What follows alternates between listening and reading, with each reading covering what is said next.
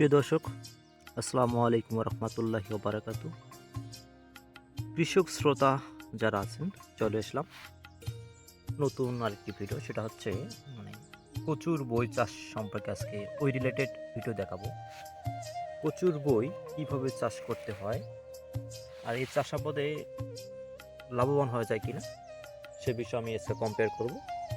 দেখেন, সাধারণ যদি আমরা কচু লাগাতে চাই, মানে এদের যে দূরত্বটা, মানে দেখেন এটা থেকে এই যে দূরত্বটা, এটা মোটামুটি আপনার 6 ইঞ্চি করে একটি করে গাছ। আবার দেখেন যে এটা একটা দূরত্ব, ডিস্টেন্সটা একটু বেশি। হ্যাঁ, তা আপনার লাগানোর সময় একটা খেয়াল করবেন।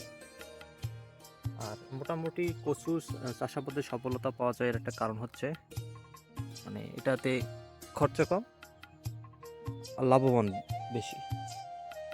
আপনার 1 বিঘা জমিতে আপনার কচু লাগাতে গেলে আপনার 12 ধরা 11 ধরা আপনার 45, মানে মোটামুটি আপনার 55 কেজি হলে, এই 55 কেজি যদি বই হয় তাহলে আপনি 1 বিঘা জমি 1 কাঠা আপনি আবাদ করতে পারবেন আর কি, এই কচু।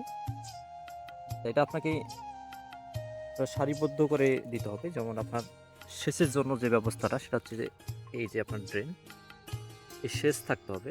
মানে আপনি যদি এদিক দিয়ে নালা না করেন, আপনার মাটি তুলে দিতে হবে না, মানে এটা এভাবে বসে মাটি বসে মাটি তুলে দিতে হবে।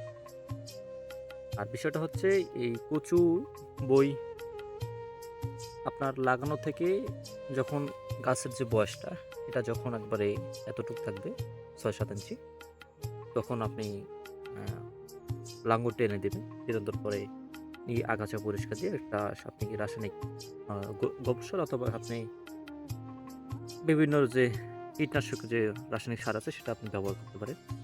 এরপর আপনি মাটি তুলে আপনি সেচ দিবেন আর কি। তো মোটামুটি 1 বিঘা জমিতে আপনার 40 মণ ঊর্ধ্বে আপনার কচু হয়। 50 মণের কাছাকাছি চলে যায় 1 বিঘা জমিতে আপনার কচু। বাজার যদি আপনি 1800 থেকে 2000, 2200, 2500 টাকা আপনি বাজার পাবেন। মানে অগ্রিমে একটু ফসল ধরতে কম হবে আপনার, মানে আপনি একটাতে দেখা যাচ্ছে আপনার এই একটা গাছ তুললে আপনার হাফ কেজি অনায়াসে, বা 2টা গাছ তুললে আপনার 1 কেজি কচু আসবে। তা মোটামুটি যদি আপনি 2000 টাকা বিক্রি করেন মন, তাহলে আপনার 40 মণ হলে আপনি 80,000 টাকা। 40 মণে বেশি হয়, আমি আপনাদেরকে কমের কথা বললাম। তবে আপনারা চাষ করতে পারেন।